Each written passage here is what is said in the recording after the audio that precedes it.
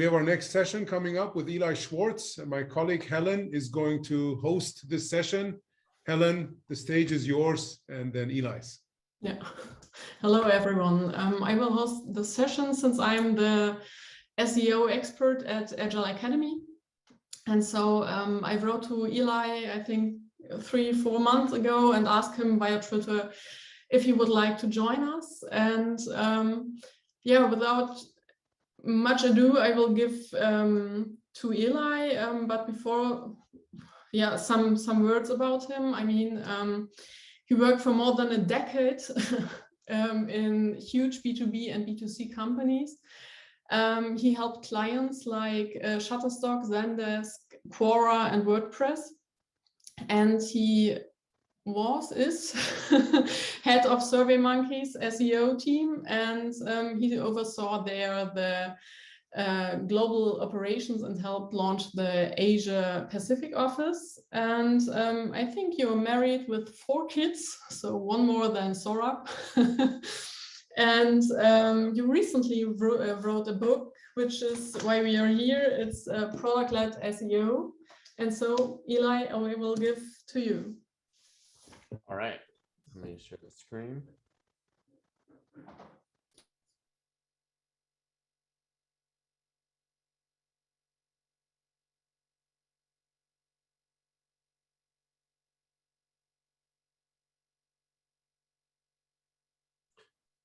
Can you see my screen, Helen?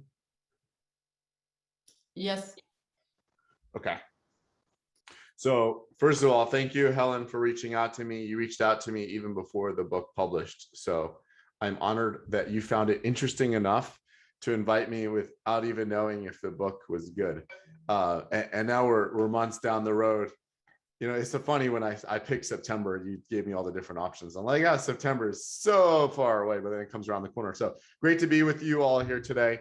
I want to talk to you about Product-Led SEO, which is the title of my book, but really is a concept I want to share and hopefully teach you and share with you a different way of approaching SEO that you may find interesting. But going back to my title slide for a second, this is my email address. I'm happy to answer emails from everyone, Eli at productledseo.com.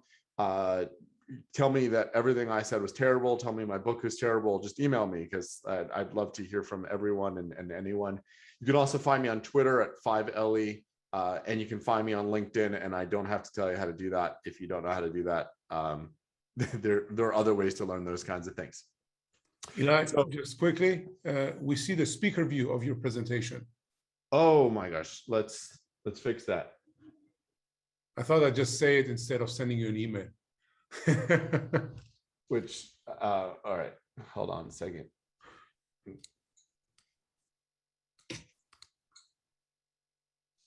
That's what happens when you use 2 screens. I'm going to kill 1 screen.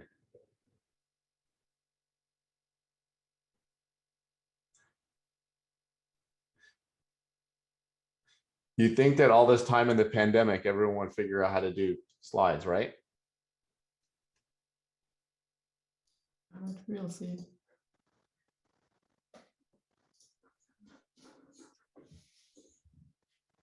1 second. One thing everyone got used to are technical issues. So I guess everyone is patient enough. I would hope so. And kids running into rooms. Yes. Kids, dogs, anything. Could still happen. Okay, tell me if this gets better in a second.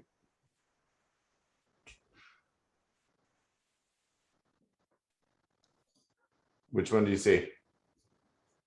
Still presenter view with the next slide and the notes.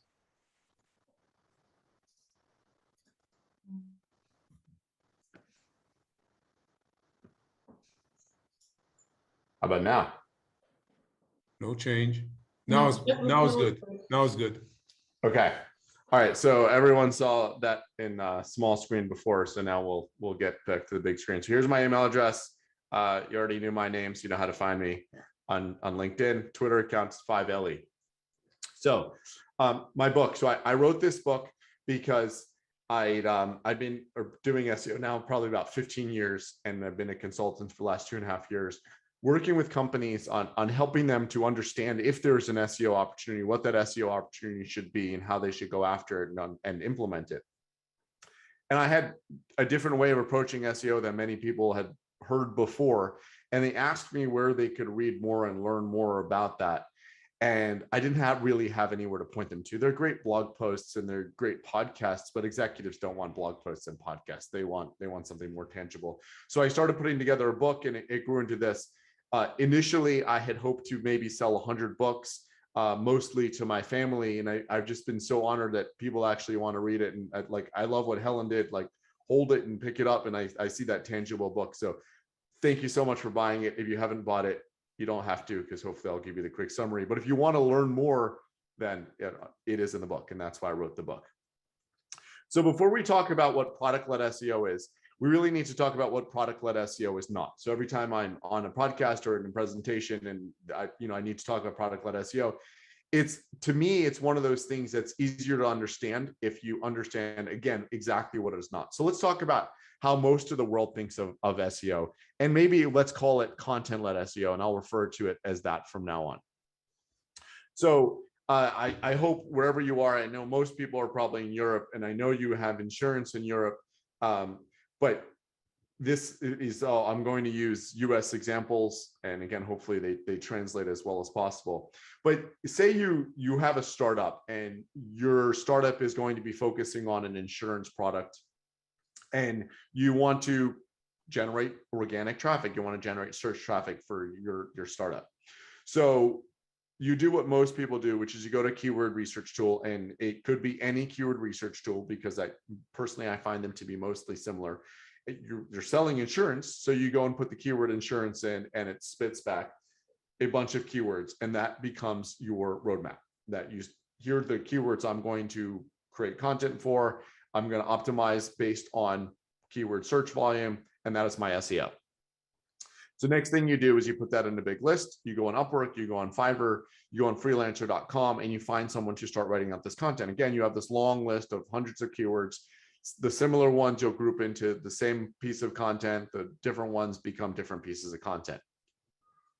And then once the content is written, you go and find a link builder, and that link builder is now going to build the links on high domain authority websites. So should be familiar to everyone out there that's done SEO. This is the basic process of what most people do. Funny thing is, I've been doing SEO so long, it used to be that you just bought links, there was links available for sale and high domain authority blog posts. Now they've changed it to guest posts, and it has become more authoritative, and even bigger media properties are doing just this.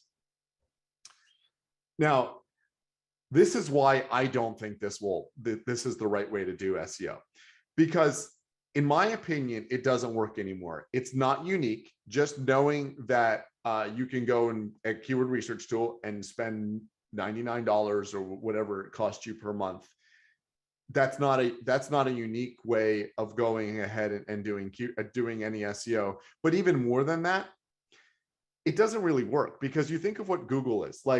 I've been, again, like I said, I've been around for a very long time doing SEO, and I've seen the changes that Google's gone through. So for anybody not familiar with any of these images right here, the image on the left side is Google Assistant. So Helen mentioned I have 4 children. So one of my youngest is 18 months old, and he walks over to every piece of technology and he says, "Hey, Google," in a toddler voice. It sounds more like cuckoo than Google, but he's talking to Google. This is what Google is in 2021. Google understands intent. They understand syntax. They understand toddlers.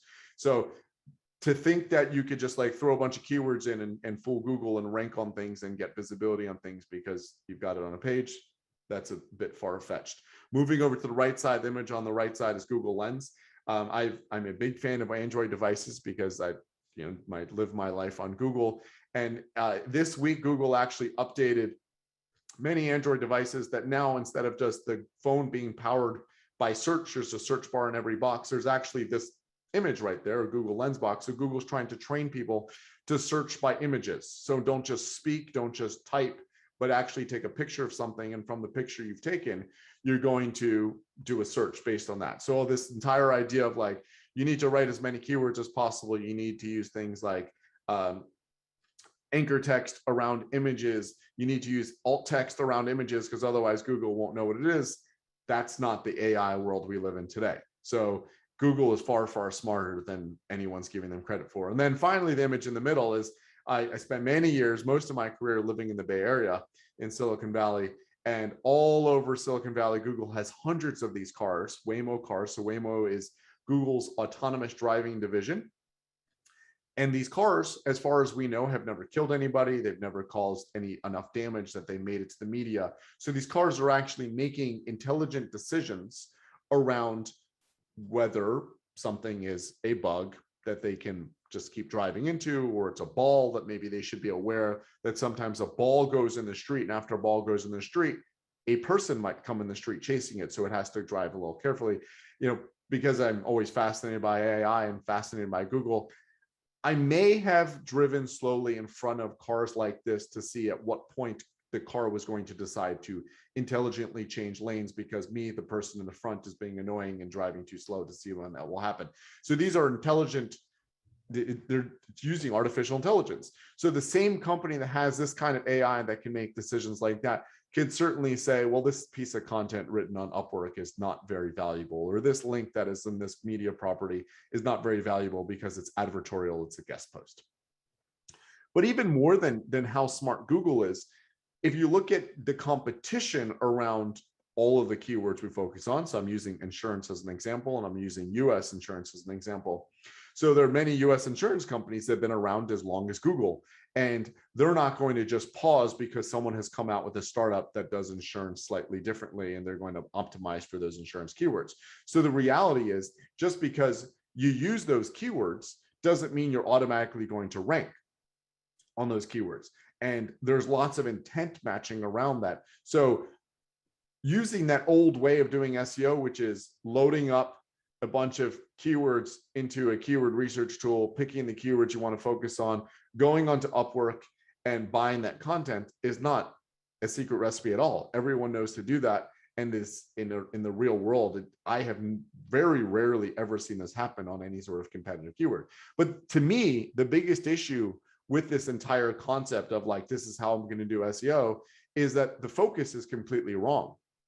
When people do this, they're going after rankings. They're trying to get visibility on search engines, but no one gets paid for visibility on search engines unless you're Google, or even Google doesn't really get paid for visibility on search engines. You have to actually click things. So the metric around, I'm going to create all this content because I'm now going to build this and I'm going to be visible on search engines, and therefore I'm an SEO success, to me is putting the focus in the wrong place, because you're not driving any revenue off of that. What you should be focusing on is whatever drives revenue. Is it people clicking and then converting? Is it people clicking and then downloading? Just building content for the sake of being visible on Google, to me, is the wrong thing. But even more than that, all of the things that everyone does around SEO, so they're building content, they're optimizing title tags, they're throwing image alt tags on there, they're deciding how much content should be. Is it 1,000 words? Is it 1,500 words? Is it 200 words?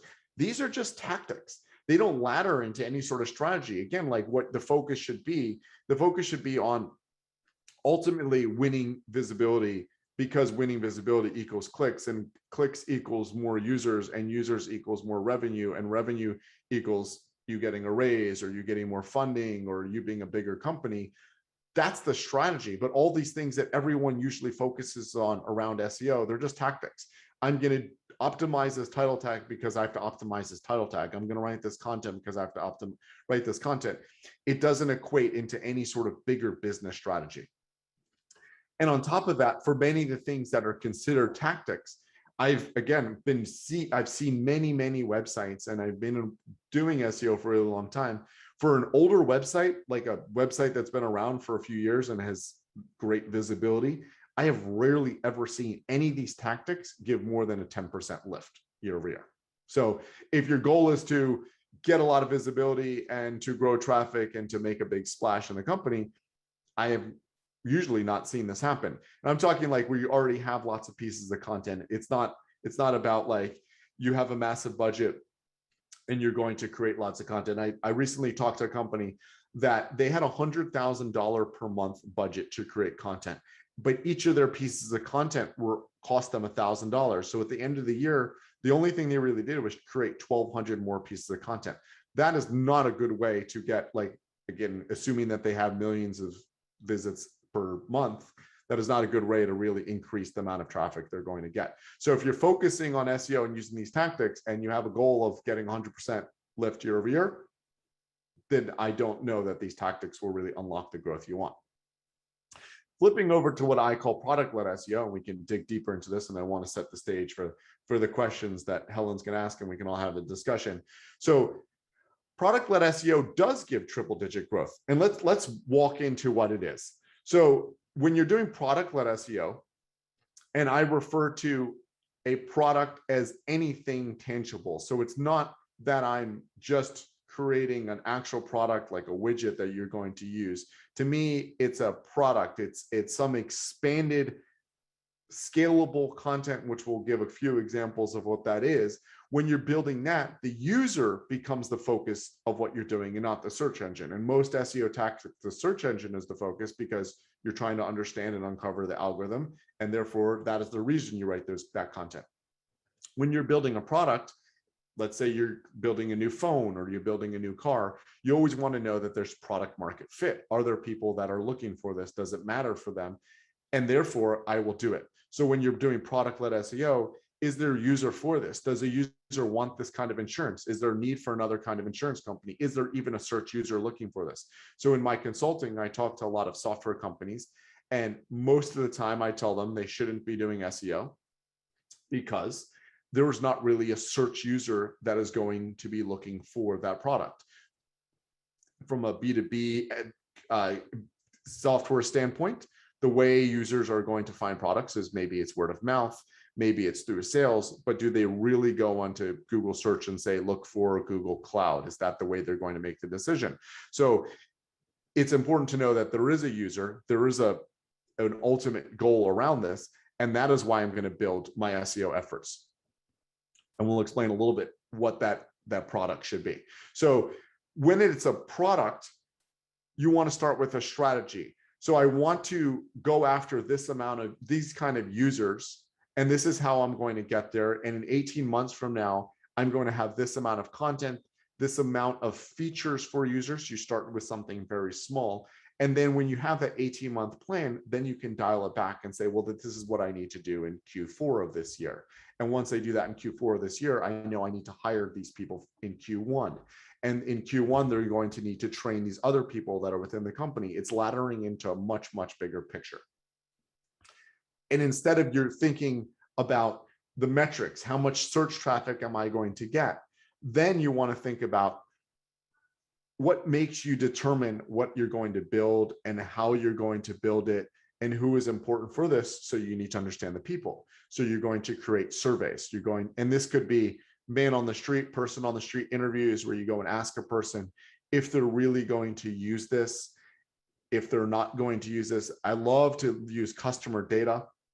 So if you already have customers, you can see where there's a failing and where there's something else you need to build. Or if you have customer support, you can look into your conversations the customers have had with your customer support and say, here's where we need more information. Now, to dive deeper into what exactly I mean by product-led SEO, I like to think of these kinds of companies. So TripAdvisor is a global company. So when TripAdvisor set out to create what their SEO product was, if they were a typical SEO effort using content-led SEO, they might have said, well, I'm going to optimize for the Waldorf in New York because a lot of people want to look for the Waldorf in New York, and I can monetize that traffic like this, and they become essentially a travel blog. Instead, TripAdvisor focused on building an SEO product. What that SEO product was, it was a taxonomy. It was, what does that structure of the page look like? And they built that out, and they focused most of the efforts on how do they scale this globally? How do they make a page that can review every hotel in every city, in every state and province, in every country in the entire world? And then once they've done that, how do you translate it to every language they're willing to support? And then once you've done that, you can layer on more product features that unlock even more search traffic. And if we were to ever figure out how to colonize another planet, then TripAdvisor could easily take that taxonomy and that SEO product they've built and bring that over to the other planet. They don't need to say, well, let's do our keyword research and figure out how it is that we can optimize for the way people search for hotels on Mars, for example. Amazon is the exact same thing. Amazon doesn't build SEO around what is it that people are looking for? Well, in 2020 and 2021, they're looking for surgical gloves, they're looking for hand sanitizer, they're looking for face masks. So therefore, I'm going to write a lot of content around face masks, and hopefully my e-commerce pages for face masks are going to rank on that. Instead, Amazon said, what is the taxonomy? What is the product structure we build around being able to list and optimize every product in the world? And once they've done that, we're going back 20 years, of course, how do you layer on more features? How do you make it more searchable? And then with that understanding, we can think about how these other brands I have on this slide have done the exact same thing. Expedia builds city pages very programmatically around every single city, every single hotel in the entire world. I don't know if you're familiar with Zillow in Europe, but Zillow has built a product page, or which is essentially an address page for every address in the entire United States. There isn't search volume around every address in the entire United States, but through that, they're able to optimize for what's essentially tail search. And then from there, they're able to rank on and be visible for what becomes head search in their category, which is real estate. And these other brands have done the exact same thing. And I've thrown Facebook on here because Facebook actually does drive a significant amount of search traffic. According to SEMrush, 60% of their traffic is non-branded search traffic. And what's that from?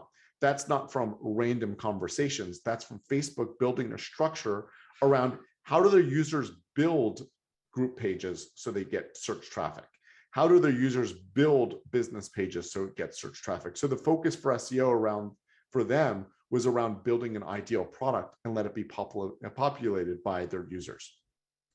When you focus on SEO from a product standpoint, instead of thinking about individual search keywords, individual monthly search volume, you start thinking about TAM, which is total addressable market. So instead of me thinking how many people search for the keyword car insurance or auto insurance or however you want to say it per month, instead I'm thinking about how many people are there in the world or in my locale that would be a customer for my product? How many people need car insurance? So say it's in the US, there's 100 million people that are going to need car insurance. What's attainable for me to eventually get from a search standpoint? And therefore, here's what I'm going to invest in, and that is going to be my North Star. I have never seen a keyword forecast become accurate.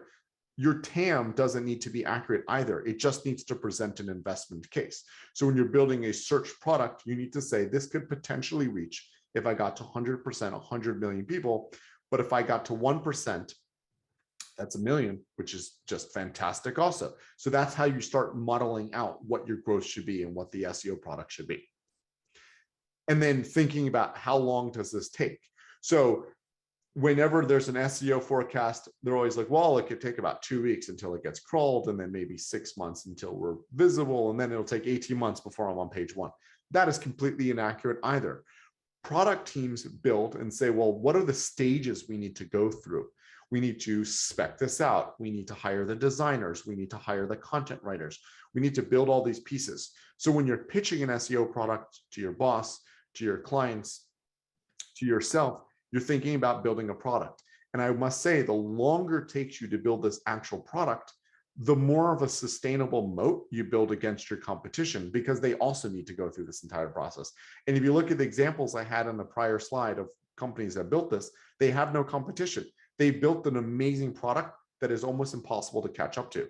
There is no company that is close to building what TripAdvisor has built. There is no company that is close to building what Facebook has built on the small business standpoint. So the better product you can build, the longer it takes to go and launch this, and then it starts percolating and marinating in search, the better and the more of a moat you will have.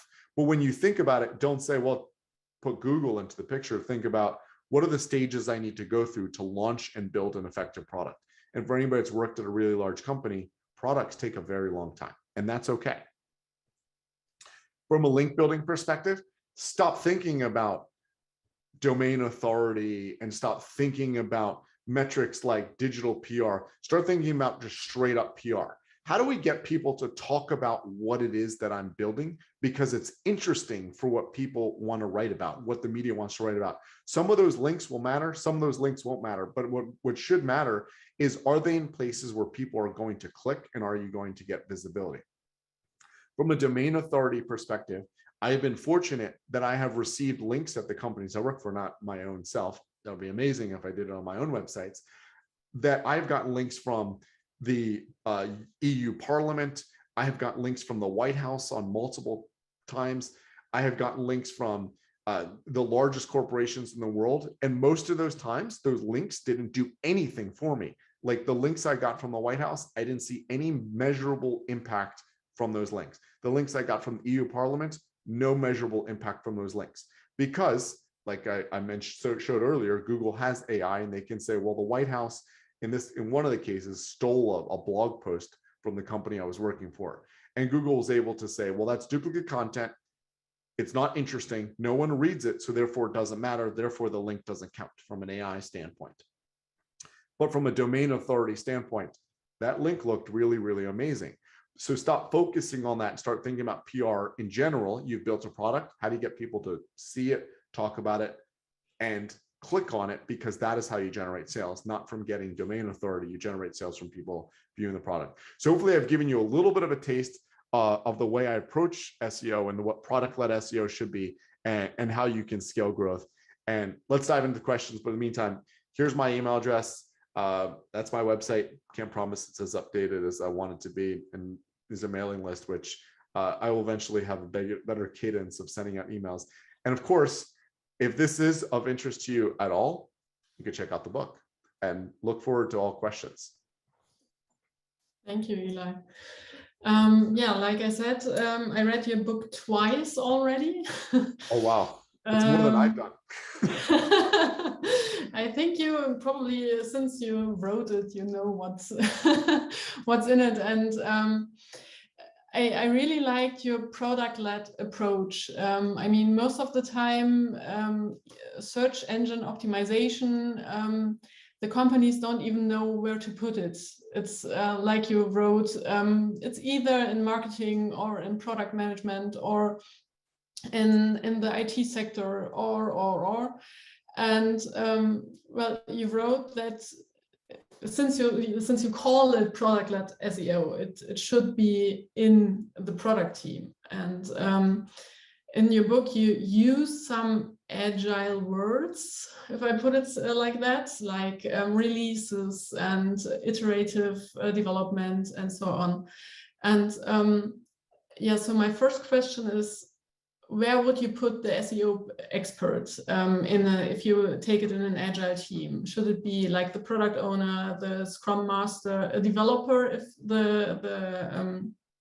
SEO expert can develop, or like a subject matter expert? So I would have the SEO person be the product owner, because when you separate SEO and it becomes more of a, let's say you separated SEO and you had the way most companies do it, SEO is on the marketing team. So the SEO becomes like the designer. They have input on something, but that input sort of doesn't shape the ultimate product. It just kind of designs it. It layers on some seasoning on it. And I don't think that's right. If you're building something for a search user, then that SEO should be the product owner. And you don't need SEO expertise. I don't think you need to have a great understanding of Google. You need to be a product person and have a great understanding of the user and how this should work and satisfy the user's demands.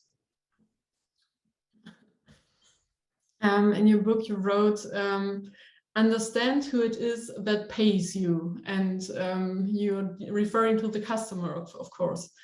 So if I think about it, usually when I'm an SEO in a company, it's usually everyone thinks they know how the customer works and goes through the pages. How would you describe what the SEO person should do if they want to get away, to get the things pushed through, if there's like backslash from the development team, for example? So the problem is where the SEO person is usually sitting. So they don't have influence over the developers. So if the SEO person would sit in the product team, they would have influence over the developers, because that the product team will sort of own the developers' time from a resource standpoint, or some of the developers' time. When they sit on the marketing team, they're more in a position of filing tickets and making requests. So depending on where you sit, and let's assume that they sit in the marketing team, so they have no actual power, and the developers think they know more, the product people think they know more. So in my book, I talk about using diplomacy. The more you can put yourself into the shoes of the product owners, the more you can put yourself into the shoes of the developers, by earning their respect, by earning their favor, the better they'll be able to do favors for you. And then they can realize that maybe you actually know something. So in my book, I began with a story where I on my very first week at SurveyMonkey, I made a request to an engineer, and the engineer told me that marketing doesn't get to tell engineering what to do.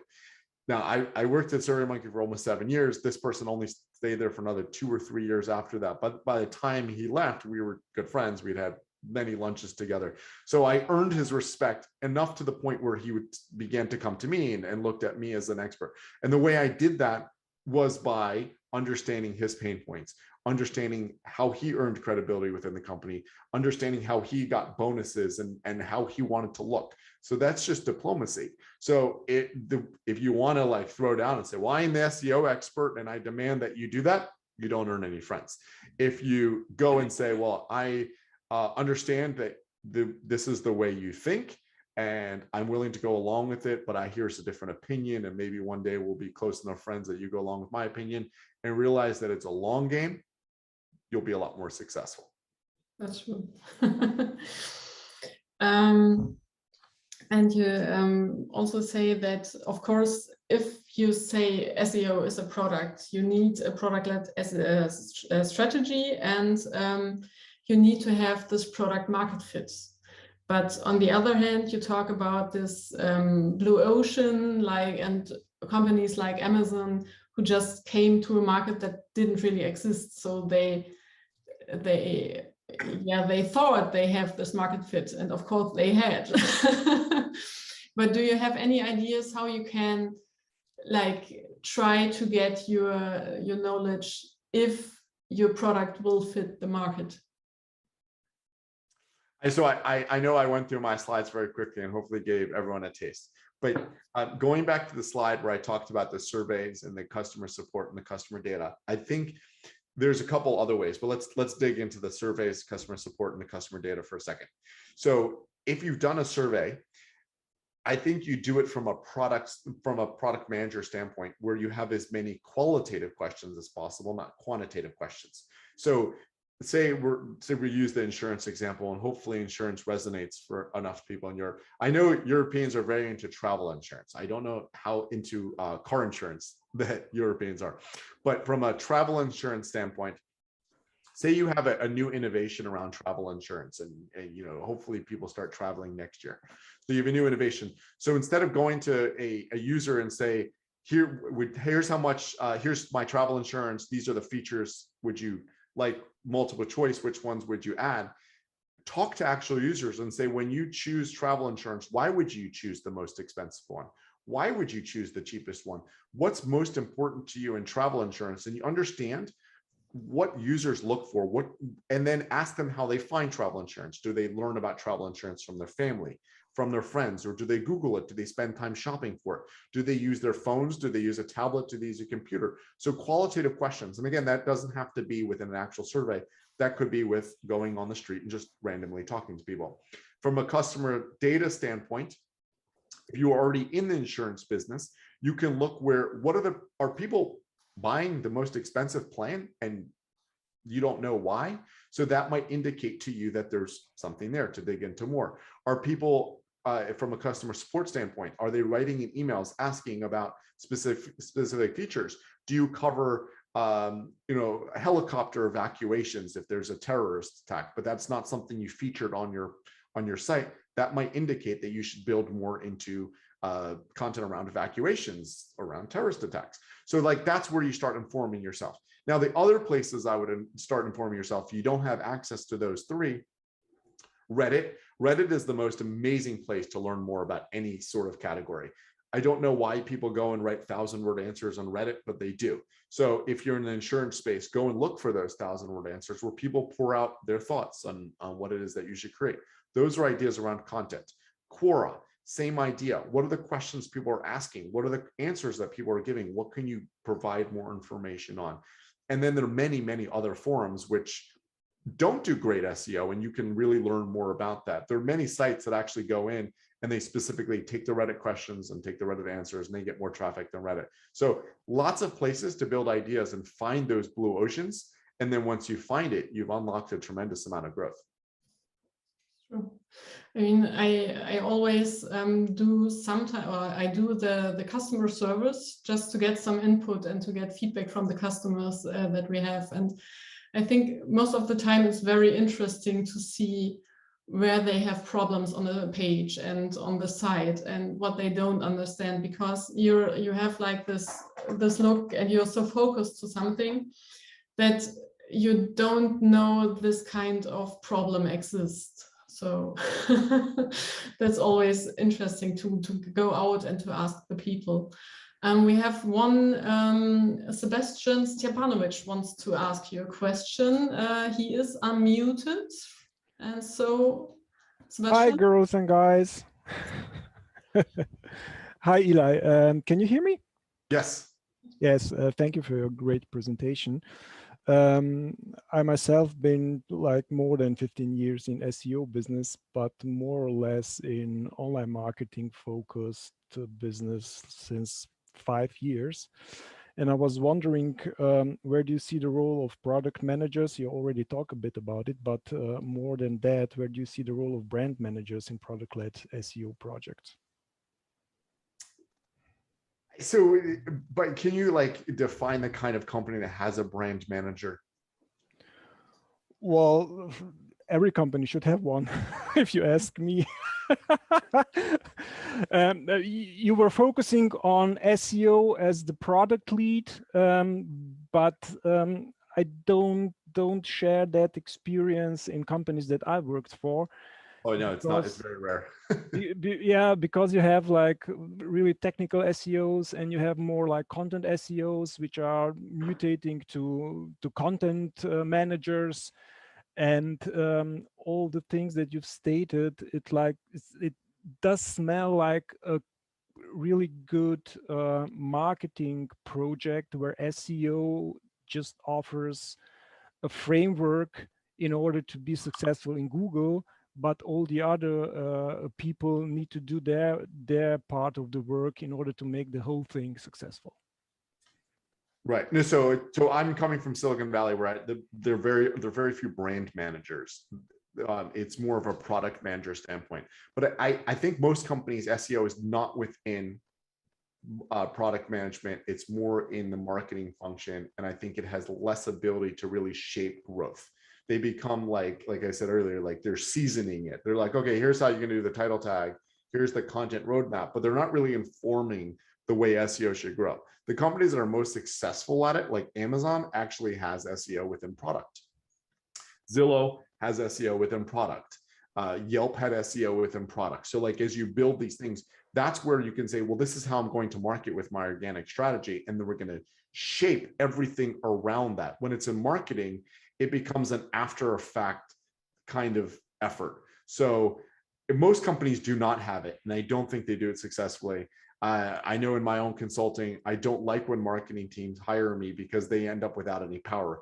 There was, I was talking to a chief digital officer at a public company who wanted to hire me to help out with SEO.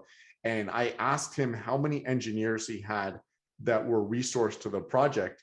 And he said, well, there's none directly resourced, but the CEO is very interested in SEO and we will get engineers.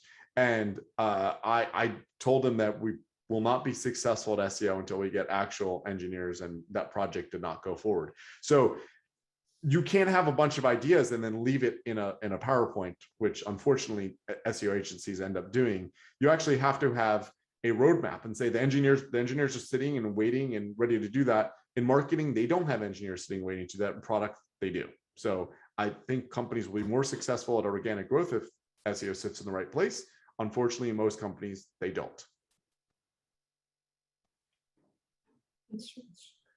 In your book, you wrote the paid team must only defend their budgets, not their words. And in contrast, the SEO team, they are the cheap team. But usually they have to defend everything that they are doing because you don't see it right away. And yeah, like we had Tendai Wiki some month ago, and he wrote, if a company wants to be successful and to want to do new stuff and to innovate, you always should ask yourself, how fast can you how fast can you being fired?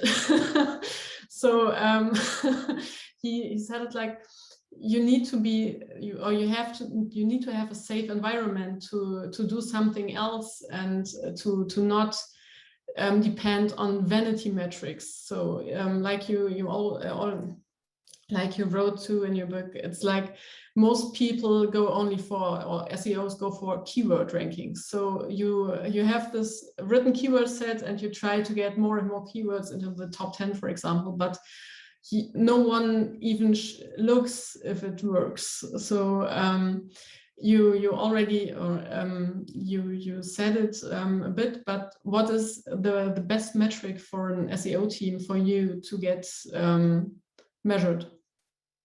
Revenue. So I love that you brought this up, and I actually had a conversation recently with a client who, this client generates $10 billion a year in revenue and total for the whole company. And 20% of that revenue is coming from SEO or organic, right? So like some of it's direct, which means $2 billion. So now when I come in and say, well, here's what our SEO budget should be, we're going after a $2 billion opportunity.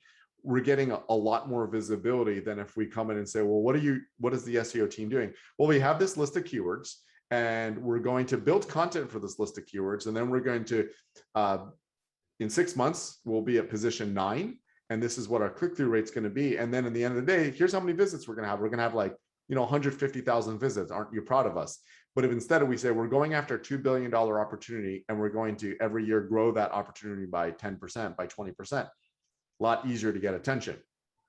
In my own career, and this is when I worked in-house, I actually generated more revenue than the pay team with a smaller team and with a smaller budget. So the pay team was, they bid to break even. So they spent $2 million a month. Their goal was to get at least $2 million a month in revenue back. And if they were getting more than $2 million in revenue, again, revenue, not in profits, then they would spend more than $2 million in revenue. Whereas I would spend, I had my SEMrush subscription, I had my Ahrefs subscription, and I had 4 or 5 members on my team. And I generated 2/3 of the company's revenue. So if you use revenue as a metric, everything will come to you. If you use keywords as a metric, everyone's going to have to, in their mind, try to understand, well, how does that translate to revenue? Because obviously we only get paid if there's revenue. Translate it for them. That's true.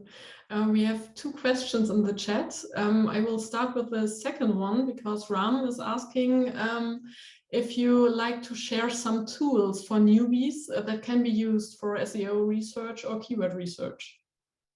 Yes. Ram, you may have missed this earlier, but my 2 favorite tools for keyword research. Number 1, asking someone on the street if they are, how would they look for whatever you're looking for? And number 2 is Google. So go into Google and type whatever you think your product is and whatever you want to be visible for, and look what's there, and like use your own intuition and say, is there an opportunity for me to write more? What are the related searches? What are the suggested searches? What is the gap? Going to a keyword research tool is only going to do something after the fact. It's telling you what people have already searched, but it doesn't tell you the intent behind that. If you do your own Googling and just search, say, what is the intent? You can say, I love doing this and seeing what Google thinks the intent is, because if the intent changes If Google doesn't believe the intent is what you think it is, you will never be visible for it. Doesn't matter what the keyword research tool tells you the monthly search volume is. So intuition and your own brain are my favorite keyword research tools. That's true. And you wrote a lot about Search Console. And I did some things that you talked about in your book. And because I really liked it in combination with the vanity metrics, because, for example, we got rid of a widget that generated impressions, and but no clicks. So for me, it was like the first thing that had to go, because like you don't need a keyword that doesn't generate any clicks. And in the Search Console, you see what the customer sees or what the potential customer sees, and they either can click or they don't. Yeah. Yeah. So the next question from Torsten: what if I were to analyze only the word or keyword structure for my topic as I find it in the best website hits after the AdWords pages?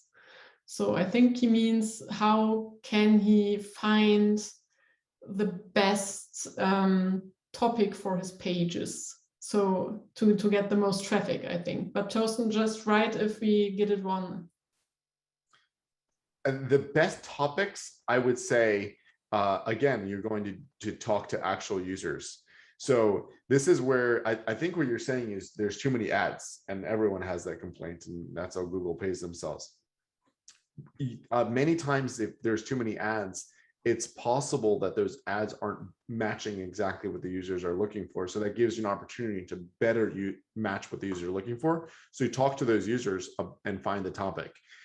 You know, I've worked with a number of e-commerce sites, and you know, sometimes e-commerce sites are given bad SEO advice, and they're told to like jam in all a bunch of keywords and content descriptions around the product.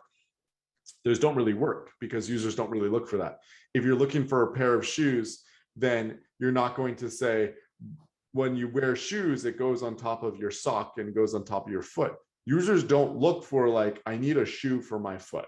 We know where a shoe goes, right? So like, I've seen that too often in e-commerce where they're just jamming in keywords. If you want to know what topic to use for shoes, and I know Torsten said I answered about it, I still want to dig into, you want to know what topic to use for shoes? It's shoes. If it's red shoes, then it's red shoes. If it's basketball shoes, it's basketball shoes. You don't really need to bend over backwards to say, well, basketball shoes are also good for people that are running. If they are not used by people that go running, then no one's going to search basketball shoes for running. If people look for basketball shoes for running, then you combine it. So again, that's an intuition. That's a research question rather than a keyword research and an ads question. Yeah. Another one from Sebastian: if you would check your SEO competitors, which information would be the most important for you, and how would you check them? So I'd say if you're looking for your SEO competitors, it would really be about who's visible on search for your topic. So I expand my competition to include everyone visible on search. So even if I'm selling e-commerce, but Wikipedia is ranking, obviously Wikipedia doesn't sell the product, I consider them a competitor because they could be potentially taking search. So once you find something, look for, you can use SEMrush, you can use Ahrefs, you can use Majestic, use any of those keyword tools to see who else is showing up on your keywords, but all of them are your competition. And even Google's your competition if it becomes like a Google My Business result or a Google Maps result. So important metrics that you could look at, just visibility. Are they visible on your keywords? Because that means that, or your topic, because that means it's something it's harder for you to end up being visible. And I have seen this over and over in my career. And you know, I think Sebastian said he also spent 15 years in SEO. Just because you have the right metrics, like you can have better keyword usage, you can have a better domain, you can have better links, and still you won't be ranking where your competitors are who have worse of all of that, because Google uses a lot more than the metrics that we think. So if there's competition on a keyword or a topic, don't assume you can overtake them just by lining up your metrics. Thank you. One question for myself, because to get the best content out there for our customers, I have one content writer, which is Saurabh. And I'm always teasing him because I want texts or the next content that he can decide by himself which to write, that I wanted to have like regular content. So what do you think? How important is it that I get regular content in any capacity from Sora? You mean instead of like putting it all out at once? All at once, or one, I don't know, one content like a month later, then a week later, a day later? It depends on the topic. So recency is a factor within search, and I've seen this on brand search and personal search, but not on things where recency wouldn't matter to a user. So if it's we're going to explain everything about Agile100. There's no reason to leak it out. You just can benefit from Sora should stay up all night and just pump it all out in one fell swoop, because why not? You benefit from it being out there. However, if it's something where there's a recency factor, say we're talking about COVID, then there's Google knows that people want the most updated information. So then there's no reason to put it all out at once, because you want to benefit from Saurabh using his time on a regular cadence. So I'd say that's where it matters. Like if you're writing product descriptions, there's no reason to leak it all out. You can benefit from having it out as soon as you publish it. Like I've seen this with clients where they're like, well, we want to make sure we publish one per month. I'm like, well, then you missed out on that earlier month because it could have already been visible. So it really depends on the topic. Okay, thank you. I think we are running out of time, so I'm giving to Saurabh. Yeah, Eli, thank you. And maybe a few more thoughts. We invited Eli because of two things. One, we thought the topic of SEO might be interesting to a lot of people, especially coaches, trainers, etc. A lot of them have to optimize their businesses, and this could be a good crash course. The second was we've also always been looking at areas of not traditional areas of applying Agile principles. And when Helen read your book and we talked about it, we saw that you are using a lot of the principles in regular Agile teams, right? And applying them to SEO. And my take was always looking at SEO as a product itself. And having a team that then builds that product, and looking at from a customer perspective really supports that. So thank you a lot, Eli. I hope we'll have more chances to chat with you in the future. And thank you very much for joining us.